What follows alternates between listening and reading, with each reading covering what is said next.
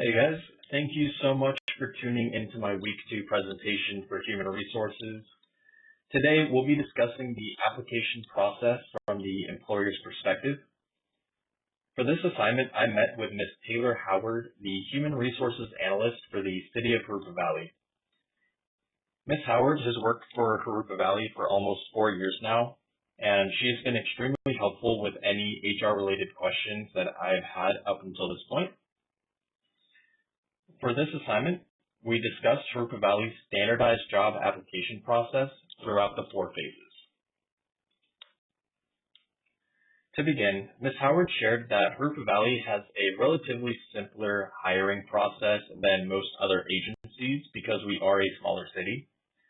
Before a position is posted for applicants, Human Resources will meet with the hiring manager as well as the department supervisor to review the job description. This ensures that Human Resources knows exactly what qualities and/or qualifications the supervisor is looking for in potential hires. Once the criteria is set, then the listing will be open to the public. Human Resources differentiates between qualified and unqualified candidates by looking at the resume as well as their cover letter for the predetermined minimum qualifications that were set during the initial meetings. In order to do this, Human Resources will evaluate experience, certifications, answers to any supplemental questions on the application, as well as testing scores to determine if the candidate will move on to phase 2. If the minimum qualifications set by the hiring manager are not met, the applicant will be considered unqualified for the position, and they will receive a rejection email. Qualified candidates are ranked based off of their scores. Human Resources will assign a score to qualified candidates based off of how well their application package meets the set criteria, in addition to the literal score that they receive when they take their test. The higher scoring candidates will be prioritized in interviews. If interview spaces are limited, the highest scoring candidates will receive the interviews, while any lower scoring individuals will be placed in a reserved candidate pool. These lower scoring individuals may receive an interview, but that's only if the higher scoring individuals do not fill their interview slot. Otherwise, they may not receive an interview at all. Harupa Valley conducts interviews the exact same way every time. The first, and at times second waves of interview follow a structured format.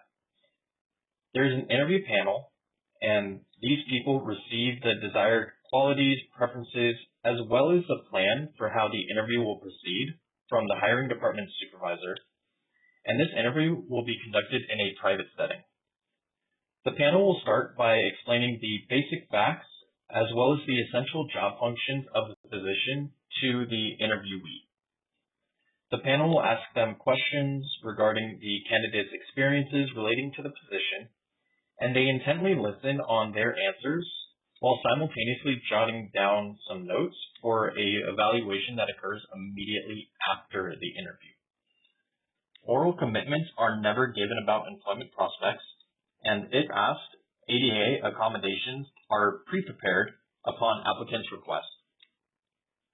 And lastly, once the candidate leaves, the panel will discuss their interpretations of the interview, and they'll rate the candidate using a set rubric.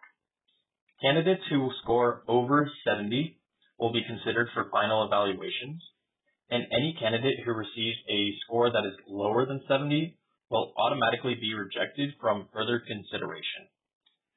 So in essence, Harupa Valley follows the exact 10 considerations that are listed in our textbooks.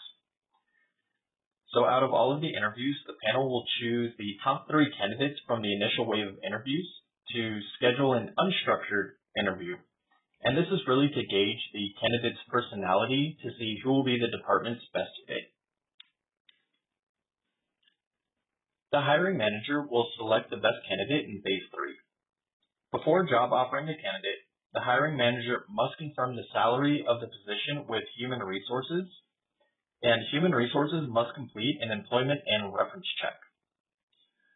Human Resources will compare the offered salary with other officers in the exact same job classification and this is to ensure that the offer is fair to both the chosen candidate as well as the rest of the department. Human Resources will also check the references as well as the work experience provided by the candidate to ensure that the candidate was truthful during the application process. If everything checks out, the Human Resources representative will receive final clearance and approval from the Director of Human Resources and Risk Management, who for Harupa Valley would be Ms. Tanya Bragg. If the candidate rejects the job offer, then the hiring manager will move on to the next highest scoring candidate and repeat the process. Once the tentative job offer is extended and accepted, the new hire must complete a drug screening, background check, and a fingerprint screening. At this point, the candidate can still be disqualified from the position if they are flagged at any point of this process. Once they clear from all of the checks, the offer will be official and finalized. Need to go back one slide. And phase 4 begins in Harupa Valley when the candidate meets with the department supervisor during the onboarding process. The supervisor will go over roles, routines, and expectations of the position. The new hire will receive training for the position, and they will be placed on a 6-month probation. Thank you guys so much for listening to my presentation. I really look forward to learning about the hiring processes for the cities that you've chosen. Hope y'all have a great day.